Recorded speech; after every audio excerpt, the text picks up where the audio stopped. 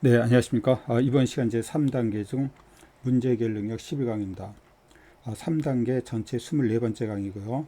그리고 지금 현재 본 이제 문제 처리 능력은 자료 이해에 관한 첫 번째 강인데, 여러분이 문제 해결 능력 할 때 여러분과 그런 얘기를 했을 거예요. 이 문제 해결 능력이 전체 12강으로 이루어졌는데, 이것이 이제 11번째 강입니다. 근데 이 앞에서 나왔던 여러 가지 사고력이라든지 문제 처리 능력에서 여러 가지 내용보다 사실 이 자료 이해에 관한 이 문제가 사실 나올 가능성이 제일 많아요. 그런데 이 내용의 비중을 적게 한 것은 여러분 보면 알겠지만 누구나 풀 수 있는 내용, 단 여러분이 조금 더 훈련을 통해서 좀 빨리 푸는 게 문제지, 문제가 어려워서 못 푸는 문제는 없습니다. 그래서 이 문제에 대한 여러 가지 유형을 보면서 좀 빨리 신속하게 할 수 있는 그런 훈련만 필요한 거기 때문에 여러분과는 이제 두 강의로 마무리 지을 거예요. 자, 그런 내용이 어떤 내용이냐? 다음과 같습니다. 바로 이제 6문제를 갖고 나왔는데 제가, 그리고 자료 1에서 6문제, 2에서도 6문제를 갖고 나올 겁니다. 그것이 입주자 선정 순위, 여기에 어떤 표가 나오겠죠. 그리고 회의록, 회의한 것에 대한 그 기록을 가지고 여러 가지 물어보는 겁니다. 거기에 대한 자료를 이해하고 있는지. 채용 공고, 그러니까 채용 공고라는 일종의 자료죠. 그리고 운영 계획안 이런 것에 대한 자료, 설문조사, 그리고 공사 입찰 공고, 상당히 다양하죠. 이런 다양한 내용을 가지고 거기에 내용을, 이 자료를 정확히 이해하고 있는가를 물어보는 문제이기 때문에 여러분이 정확하게 이제 꼼꼼하게 따지기만 하면 됩니다. 다 뭐냐면 모두 다 시간만 있으면 충분히 풀 수 있는 문제인데, 문제는 좀 정확하게 신속하게 푸냐가 문제예요. 그런 것들을 여러분이 제가 몇 가지 문제를 푸는 과정에서 문제를 푸는 요령이라든가, 그다음에 거기서 가장 핵심적인 거를 어떻게 풀고 있는지 여러분이 잘 봐둔다면 다른 문제도 다 비슷하게 볼 수 있기 때문에 바로 다양한 여러분의 어떤 기출 문제 통해서 좀 훈련하기 바랍니다. 자, 그래서 1번 문제를 보도록 할게요. 자, 1번 문제를 보면 다음과 같습니다. 다음 자료를 보고 질문에 답하시오. 그리고 아까 보다시피 신혼 희망타운 입주자 선정 순위야.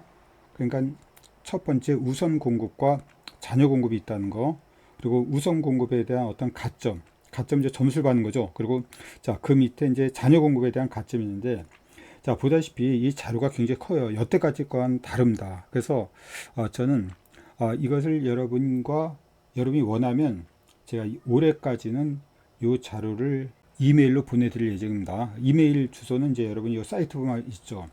그렇지 않으면 이제 이메일을 받고 뭐 그러기가 귀찮다 한다면 이 네이버의 블로그 중 똑같이 이게 킴 NCS라는 이런 식의 네이버가 있습니다.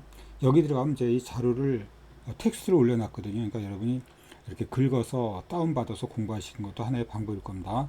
자, 반드시 이 자료가 너무 많기 때문에 이렇게 강의로만 말고, 강의로 보기에는 이 화면이 어떤 제한적이기 때문에 글씨가 적게 보여서 가동력이 떨어져요. 그래서 반드시 이거를 다운받고 그걸 컴퓨터로 본다든가 프린트해서 여러분이 학습해 주시기 바랍니다.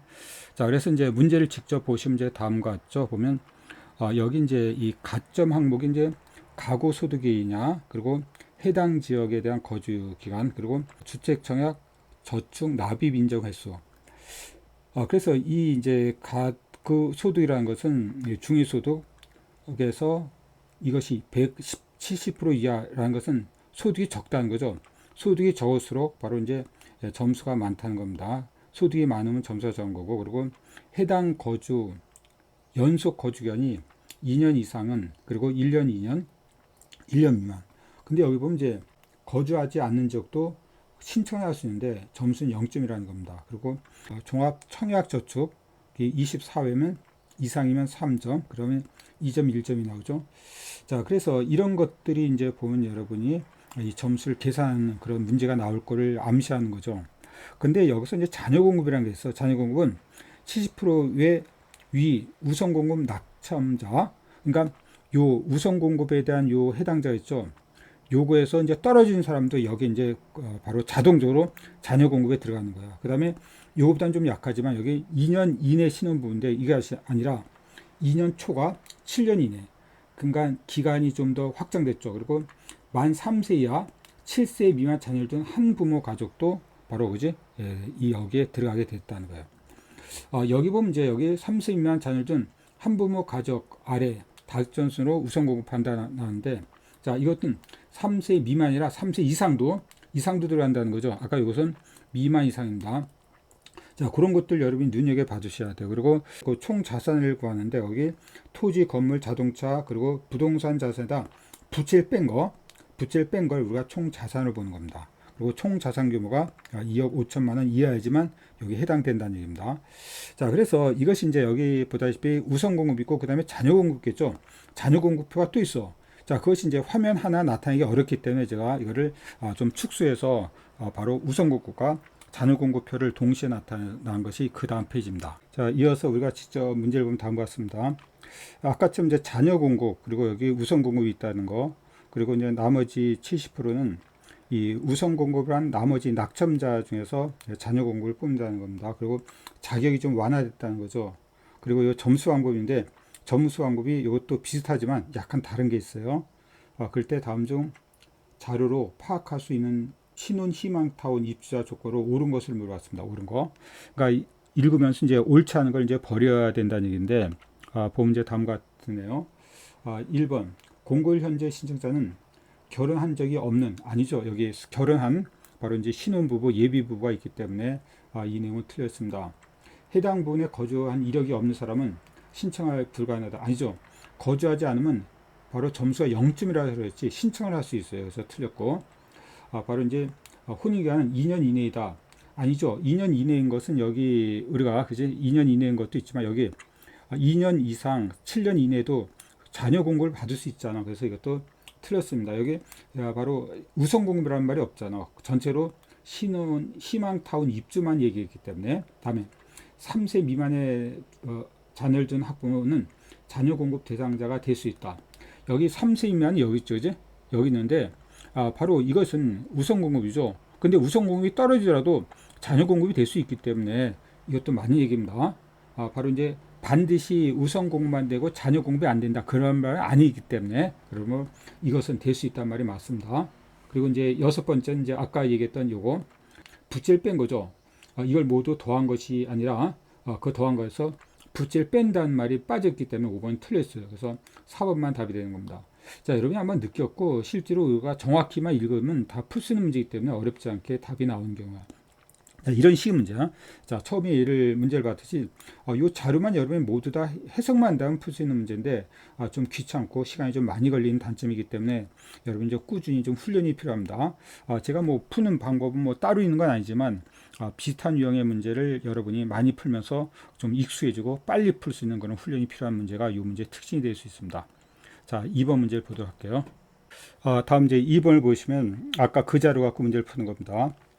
위자를 바탕으로 강한올 씨가 받는 점수는 가점은 몇 점인가 라고 물어보는 거죠.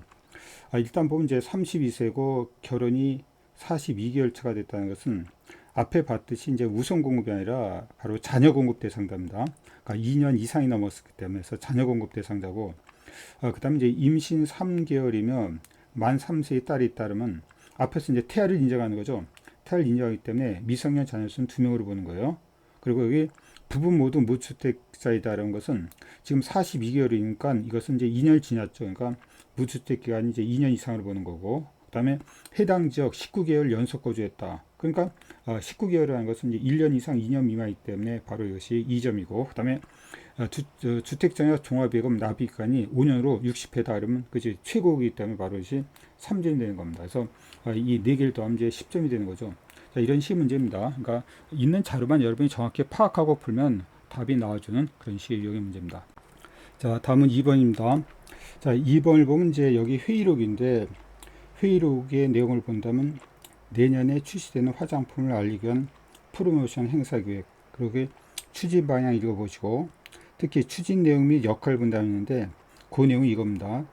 실제로 이것을 한 PPT 안에 나타내기 어려워갖고 제가 이걸 캡처해서 오른쪽에 나타냈어. 그리고 실제로 문제 보면 이 내용 이제 개발부와 영업부가 어떤 일을 하는가, 그리고 똑같이 하는 방안은 뭔가, 이런 것들이 이제 물어보는 내용이 나올 겁니다. 그리고 여기 추가 다른 부서 협력 요청 사항, 그리고 여기 기획 및 준비 기간, 그리고 다른 외 일정, 이런 것도 한번 읽어보시고.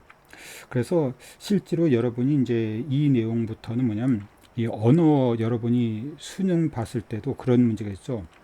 이 지문이 길면 문제부터 읽어라. 이것도 이제 그런 것과 바로 통용되는 문제입니다.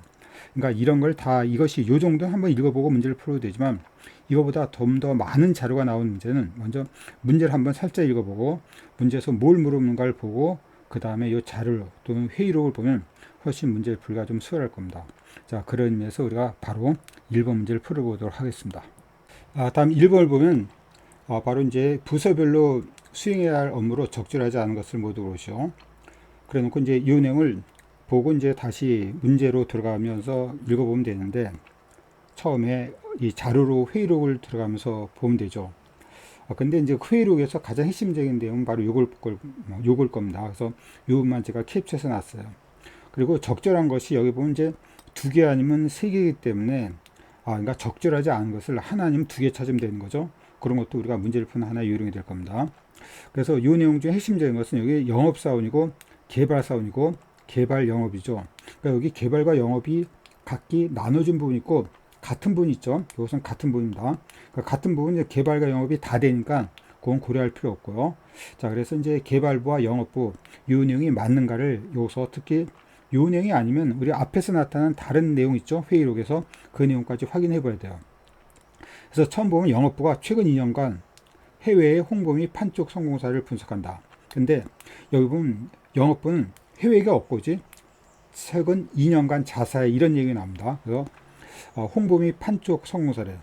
그리고 여기서 홍보 및 판촉 행사 분석이지 성공 사례는 또 여기서 그지 어떤 성공 사례는 여기기 때문에 아무튼 2가지 의미로 그것이 해외라는 것이 틀렸고 그리고 여기 성공 사례 분석한 것도 틀렸기 때문에 이 내용은 정확하게 틀린 내용입니다. 하지만 뒤의 내용은 바로 판촉 행사 방안을 구사한다. 이거 국어사항은 맞겠죠. 모든 부서에 해당되기 때문에 별로 문제가 되지 않고 변별력이 없는 거기 때문에 이 앞에 거에 집중하면 돼요. 자, 2번째 보면 개발부 시대리는 최근 자사의 홍보 판촉 방향을 참고하여. 근데 이 자사의 아까 보다시피 자사의 홍보 및 판촉 행사 이거를 분석하는 것은 영업부지 개발부가 아닙니다. 그러니까 개발부 이 내용이 틀렸어요.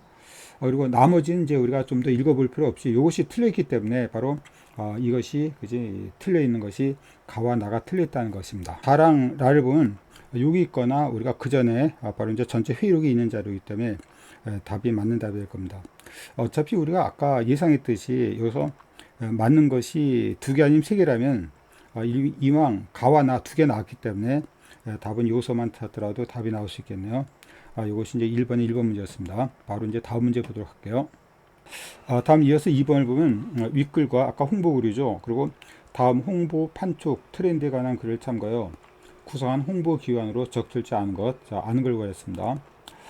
보니까 어떤 SNS를 이용한다는 얘기고 그 다음에 여기 SNS에 해시태그를 달고 그 다음에 영향력이 있는 개인으로 통해 신제품을 소개한다. 이것이 보통 말하는 이제 뷰티 인플루엔서라는 거죠. 그리고 여기 신제품을 A기업은 SNS상의 유명 인사를 상품 모델로 내세워 영상을 제작했다. 그리고 거기 이제 효과가 좋았다는 거죠. 그리고 B기업은 화장법을 알리는 영상을 게시했고, 그리고 또한 손쉽게 배울 수 있고 그런 것도 이제 뜨거운 반응이 그렇고 또한 손쉽게 상품을 구매할 수 있도록 유도하는 것 이런 것들이 바로 이제 좋은 홍보 기관으로 제시되고 있는데 다음 주 적절치 않은 걸 물어봤습니다. 자, 여러분 이제 빠른 속도 읽으면 될 겁니다. 그래서 1번도 이런 내용이 있었죠, 그죠? 예, 있었고 그다음에 여기 신제품 특성 이것도 이제 이런 내용이 이제 해시태그 얘기할 때 나왔습니다. 그리고 게시글이 빠르게 확산되면 그래요. 바로 이미지가 하락하지 않도록 용어 사용에 주의한다. 자, 그러겠죠. 해시태그를 통해서 우리가 하기 때문에 그리고 SNS를 통하기 때문에 이런 점들을 우리가 이제 어떤 주의해야 될 것이 맞아요. 유명인사의 오프라인 강연을 통해서 여러분 이거 무심코 지나갈 수가 있는데 지금 보니까 이런 얘기입니다. 여기에 보면 SNS상의 유명인사를 상품 모델로 내세워서 영상을 제작하는 거지 강의라는 내용은 나오지 않아. 그러니까 여기서 옳지 않은 걸 물었기 때문에 답은 이제 4번째가 됩니다.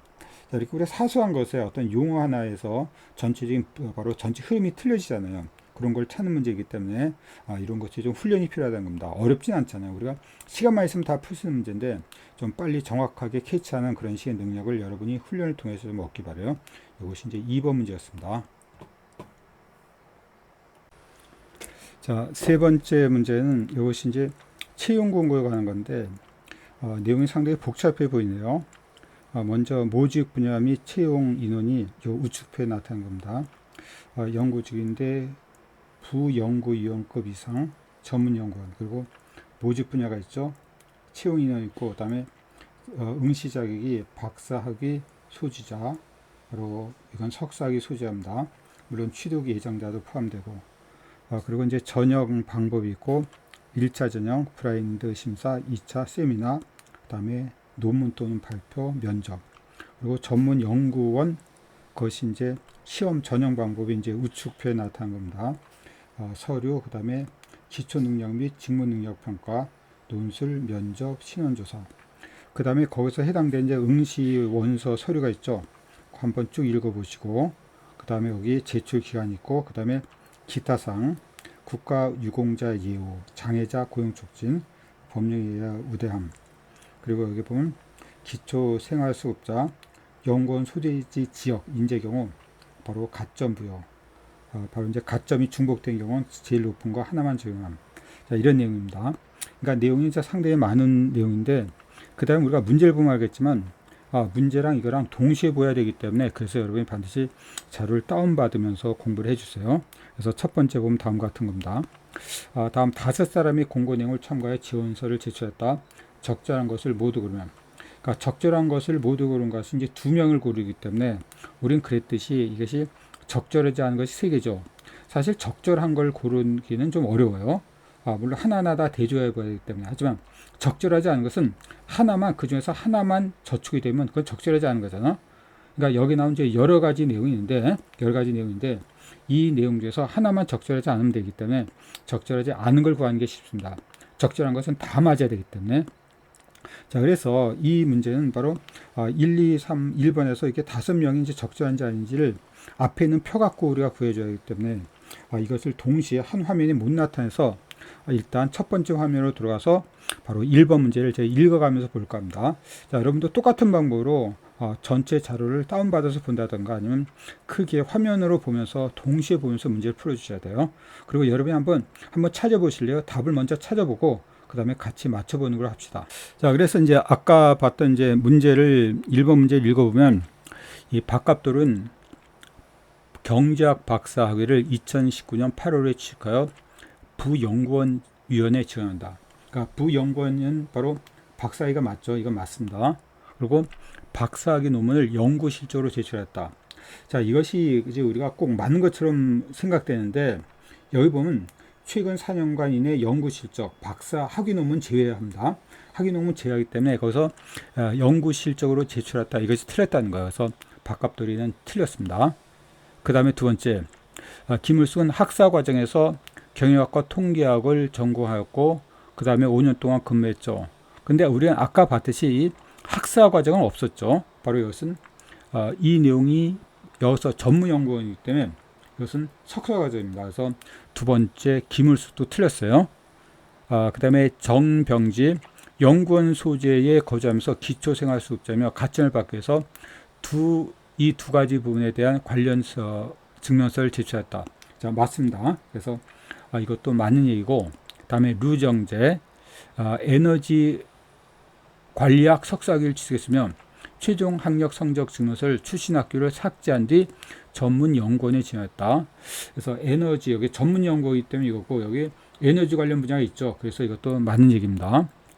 그 다음에 채무기, 18년 2월 국제관계학 박사를 받았고, 그리고 학위 증명서와 각종 연구시설 목록을 준비하여 부연구위원 채용에 지원했다. 근데 여기 부연구위원 채용에 보면 여기 말하는 에너지는 있지만 국제협상 및 국제관계 관련 문제는 없어요. 그런데 채무기는 국제관련학 박사이기 때문에 해당 사항이 없습니다. 그래서 채무기가 틀렸습니다. 그러니까 여기서 우리가 박갑돌고 김을숙, 채무기가 틀렸기 때문에 아까 맞는 사람은 정병지, 류정재죠. 그래서 답은 3번이 되는 겁니다.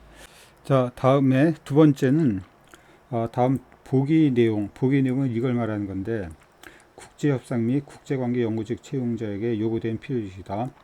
이에 해당된 연구원을 선발하기 위한 지원 서류를 심사하는 과정에서 담당자가 떨어질 수 있는 생각으로 적절치 않은 것은 적절치 않은 걸 말했습니다. 그리고 보문제 내용상으로 보면 국제협력 또는 개발 선행 연구에 대한 지식 관련 분야, 사업성 분야 및 경영 전략에 대한 이해, 고객 데이터 수집, 관리, 분석, 처리에 관한 이해, 영어 등 외국어 능력, 활용 능력.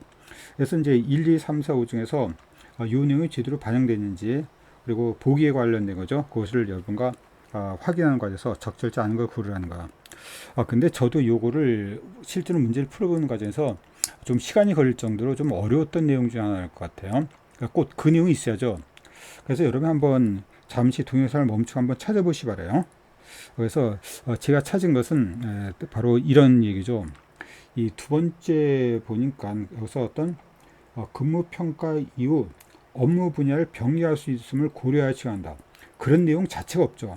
앞의 내용이나 이 내용이나 다른 분야는 우리가 맞는지 안 맞는지 좀 의심스럽지만 이런 분야는 분명 없습니다.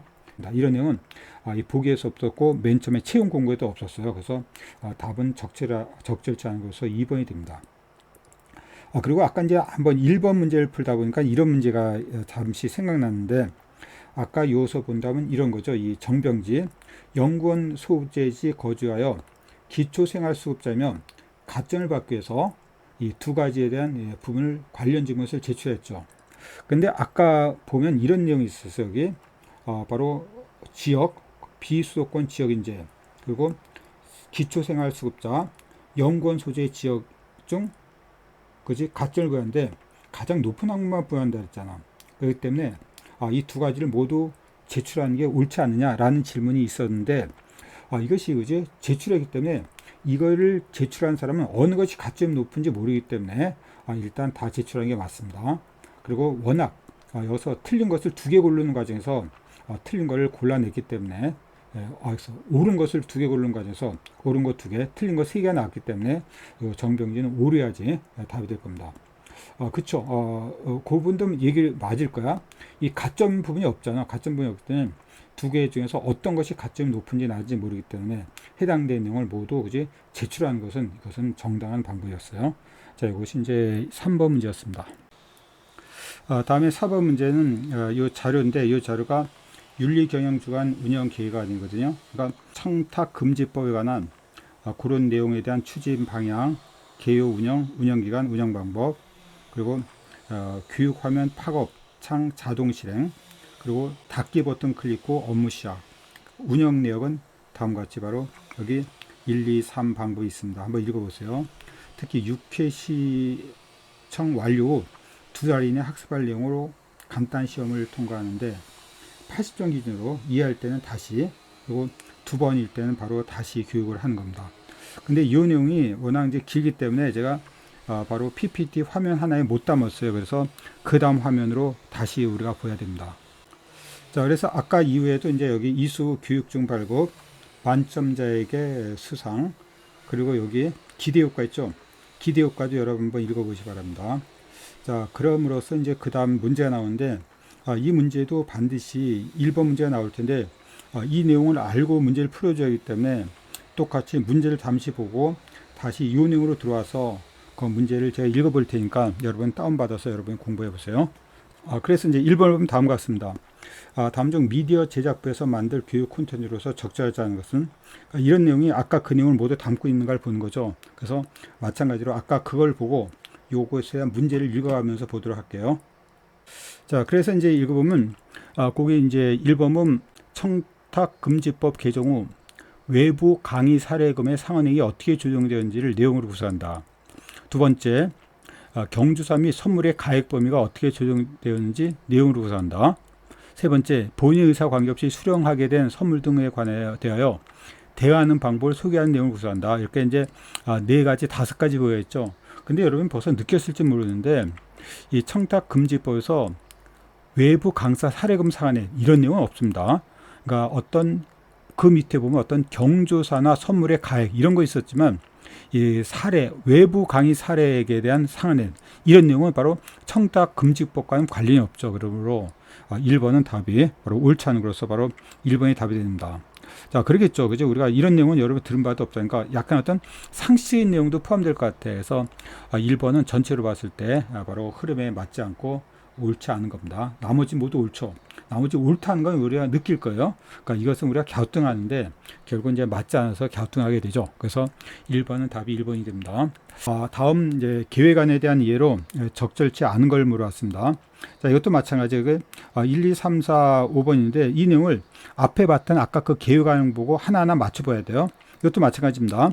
그 계획안을 보고 그 다음에 이 계획안을 우리가 2번을 읽어보도록 하겠습니다. 그래서 첫 번째 분 19년 1월 중에 교육 완료 보는 시험에 응시할 수 있다고 나오는데 자, 이런 얘기죠. 여기 보면 아까 18년 7월부터 12월까지 총 6회 시험을 보고 6회 완료 2달 이내에 이거에 대한 시험을 전공할 수 있잖아. 그래서 그 내용이 맞습니다.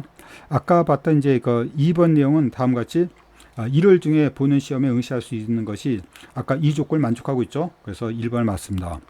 자, 두 번째 보면 이 교육 이수 시험과 재시험에 연달아 80점을 받게 되면 재교육 대상자가 된다. 이것도 앞에서 확인했죠. 이 내용에 해당됩니다. 바로 이제 여기 80점을 이수하고 미충족 시 1회 재시험을 추가 실시하는데도 안 되면 그지 재교육을 받는다. 그런 관점에서 이제 2번도 맞습니다. 다음에 세 번째 분 교육을 6개월간 상기 지속할 것은 교육 대상자 및 임원들의 청탁 금지법에 대한 단순한 이해에 머무르지 않고 윤리의식을 내면화하고자 하기 때문이다. 자, 그런데 이 내용이 바로 그럴 의도가 있을지 몰라도 이 내용 안에는 전혀 이 내용이 없어. 여러분 나머지 읽어보면 알겠지만 이 내용은 있거든요. 보면 이것이 이해에 머무르지 않고 의식을 내면화하고자 했기 때문이다. 그런 내용 자체가 이 내용이 없습니다. 그래서 문제가 좀 애매하긴 하죠. 나머지 우리가 다른 걸 읽어보고 다른 것이 정확히 맞기 때문에 애매한 것들은 나중에 보더라도 답이 될 수 있다는 거죠. 그래서 이것의 실제 답도 제가 한번 확인해 보니까 답은 3번으로 되어 있어요. 그래서 2번 답이 3번이 됩니다. 다음에 이제 5번을 보면 다음은 대학생 대상으로 설문조사한 일부다. 그러니까 어떻게 보면 대학 교육에 대한 현황 보고서인데 대학 진학을 후회하는 이유 그리고 현재 공부하고 있는 분야. 자, 읽어보면 이제 가장 큰 것이 복수 정답이기 때문에 이제 100%가 넘을 수가 있어요. 취업에 도움이 되지 않는다. 바로 이제 대학 과포화로 졸업장이 더 이상 경쟁이 되지 않는다. 대기업 공고에서 고졸 채용이 증가된 추세에서 등록금 입사서 자, 이런 내용이 나오죠. 자, 그런데 실제로 우리가 공부한 분야는 바로 외국 공부, 자격증 공부, 공무원 시험. 그러니까 실제로 대학에서 배운 바로 전공과 관계없는 이런 것 때문에 전공과 관계없는 이런 것들을 배우고 있다는 겁니다. 그래서 다음 중 타당한 걸 물어봤는데 이 보기가 이런 뿐이 없죠. 그래서 제가 이거를 또 한 화면에 다시 캡처해서 본 것이 그 다음 화면이기 때문에 그 다음 화면을 보면서 이제 우리가 설명을 하도록 할게요. 자, 아까 여러분이 봤던 그 표를 좀 더 이렇게 한 화면에 나타낸 건데 내용이 이겁니다. 바로 이걸 보고 이제 보고서를 작성할 때 들어갈 내용으로 가장 적절한 것은 그러니까 이 내용과 이 내용을 제대로 나타내 있는 그런 식의 지문이 뭐냐를 물어보는 겁니다. 자, 여러분 한번 읽어보면 여러분도 굉장히 와닿는 부분이 많기 때문에 금방 답을 찾을 수 있을 거예요. 자, 그렇죠. 어렵지 않게 여러분은 다음 같은 답을 찾았을 거예요. 대학생들이 전공 공부에 외국어와 자격증 공부에 대한 시계를 할애하는 이유는 대학 교육이 취업과 거리를 두었기 때문이다. 자, 이런 얘기죠. 자, 바로 이제 이런 내용과 그지 이 설문조사 실제로 공부하고 있는 분야에 대한 어떤 퀘리 이런 거 갖고 이제 4번 같은 것에 답을 찾아낼 수 있을 거예요. 다음에 6번 문제입니다. 자료 이외에 또 다른 하나의 분야가 이제 공사 입찰 공고죠. 그러니까 공사 입찰 공고 이제 어떤 가격도 중요하지만 공사 기간 그리고 여기서 본 자격 어떤 면허를 부여한 업체다. 그리고 이것들이 이제 그지 국가 전자 조달 시스템 입찰 자격 등록 규정에 따라서 입찰일 전일까지 조달청에 등록을 해주시기 바랍니다. 이런 내용이 있고, 자, 입찰 일정 있죠. 5월 20일부터 바로 5월 30일까지 그리고 기차는 이제 이날 확정된다는 얘기인데 6월 2일 날 발표한다는 얘기입니다. 그리고 여기서 보면 이제 어떤 예정 이하 입찰자 중에서 최저가격으로 입찰한 사람이 이제 낙찰자로 결정됩니다. 그리고 여기 입찰 보증금과 귀속 이것도 마찬가지야. 이 내용이 너무 많아서 그 다음 페이지 이거를 제가 캡처한 다음에 더 자세하게 나타냈거든요. 그걸 다시 읽어보면서 문제를 풀어보도록 하죠. 자, 아까 읽은 내용과 이제 계속 이어지면 요 내용부터 안 읽었죠. 바로 내용을 보면 입찰 보증금을 지급각서로 가름하고 대신한다는 얘기입니다. 여기 바로 이제 5% 그리고 만약 체결하지 않으면 5%에 대한 어떤 예장금을 입찰 금액을 이걸서 이제 무효가 된다는 얘기죠. 그리고 이제 이 내용 이제 입찰의 무효 과정을 한번 읽어보시고 바로 여러분이 바로 문제를 풀면 됩니다. 자, 그래서 이제 1번 문제를 보면 다음과 같은데 이 내용은 이제 여기서 기업의 기획팀에서 사원들이 어떤 질문에 대답해서 하는 건데 이 내용을 공고문을 제대로 못한 이해 못한 직원 누구냐 물어보는 겁니다. 그러니까 한마디로 이 문장이 바로 맞느냐 틀리냐 물어보는 거죠. 그 중에서 이해 못한 이제 두 사람이 틀린 사람을 구하려는 겁니다. 자, 이것도 마찬가지예요. 우리가 이것만 보면서 우리가 답을 구할 수 없기 때문에 마찬가지로 맨 위에 있는 어떤 입찰 공고문을 보면서 이 내용은 읽어가면서 문제를 볼 겁니다. 그래서 첫 번째 이제 1번을 보면 다음과 같이 되어 있죠. 사원 A는 25일 동안에 완료할 수 있는지 회의 전에 미리 확인해야 하겠어. 자, 그 말이 그죠. 착공일부터 25일 이내 하니까 그것이 진짜 가능한지 확인해 보야겠다는 겁니다. 자, 맞는 얘기죠. 이걸 제대로 25일이라는 것을 정확히 이해하고 있다는 겁니다. 그리고 과장 B, 조달청 입찰 참가 자격 등을 6월 1일까지 해야 한다는 점을 기억해야 돼. 그래서 아까 봤던 지금 이건데 6월 1일까지 해야 되는 점을 기억해야 돼. 근데 아까 내용에서 뭐가 있냐면 이런 것이 있어요. 6월 1일 날 이제 개찰하지만 거기 조달청 입찰 자격 등록을 하루 전까지, 그러니까 이것은 30일까지 해야죠. 30일까지 해야 되기 때문에 이 내용은 이제 틀리는 겁니다. 잘못 이해하는 거죠. 그러니까 B 과장이 이제 틀려 있다는 겁니다. 자, 마찬가지로 C. C도 보면 입찰 참가 자격 등록할 때 혹시 우리 회사 법인이 명칭과 대표 법인 등록 등본과 다르지 않는지 변경해야 하는지 점검해 보는 게 좋겠어. 이런 내용과 관련이 있겠네요. 틀리면 그지 무효임을 알려드립니다. 그러니까 이 내용을 이해하고 있는 거네요, 그지? 그러니까 보니까 이 내용도 이제 맞는 얘기가 되겠네요. 대신 뭐냐면 요 D를 보면 모든 입찰자는 입찰 등록 시 입찰 보증금을 공공회사에 예치해야 하므로 입찰 금액의 5%를 미리 준비해야 된다는 점을 말해줘야지. 근데 이 내용은 아까 보면 알겠지만 이런 내용이 있어요. 여기 보면 바로 이 낙찰자를 한때 이런 내역을 5%를 우리가 입찰 보증금을 내는 거거든요. 여기 보면 낙찰자를 선정된 입찰자가 정당 이유 없이 소정 내일에 계약을 하는 경우 입찰 보증금을 우리 공사에 기록된다 해서 이 낙찰자가 이제 입찰 보증금을 내는 거지 모든 사람들이 바로 내는 거 아닙니다. 그렇기 때문에 이것도 마찬가지로 이해를 못한 직원이죠. 그래서 답은 이제 B와 D에 해당되는 4번이 되는 겁니다. 그러니까 있는 내용을 그냥 확인만 하면 되니까 뭐 이렇게 어려운 내용은 아닐 텐데 좀 세밀하게 꼼꼼하게 읽어봐야 되는 부분이 이런 식의 자료 이해 문제에 해당되는 거라고 여러분이 느껴보시면 돼요. 그 다음에 2번 보도록 하겠습니다. 자, 2번은 이제 아까 그 공고문에서 직원 A 공고문을 바탕으로 해당 사유에 대한 질문에 대한 답변해 줬다. 윗글 바탕으로 A가 답변할 수 없는 질문. 그러니까 한마디로 그 공고문에 없는 걸 물어보는 거죠. 그리고 여기 1번 기계설비 공사 면허가 있으면 어떤 회사인데 참고할 수 있습니까? 그러니까 아까 보다시피 아까 그 공고문에는 그 자격이 있었죠. 낙찰자 결정 기준은 무엇입니까? 마찬가지로 기준이 있었습니다. 우리 회사가 낙찰될 경우 언제 알 수 있습니까? 이것이 아까 6월 2일 날 공고한다 그랬습니다. 그래서 이것도 알 수 있어요. 우리 이번 공사의 추정 금액은 어느 정도입니까? 이것도 앞에 나왔죠. 추정 금액도 나왔어요. 만약 우리 회사가 낙찰되면 언제부터 공사를 시작해야 됩니까? 이 공사 시작에 관한 것은 저도 못 봤네요. 그지? 나머지 모두 알 수 있는데 이런 내용은 다 있는데 이 내용은 없다는 겁니다. 그래서 답은 5번이 답이겠어요.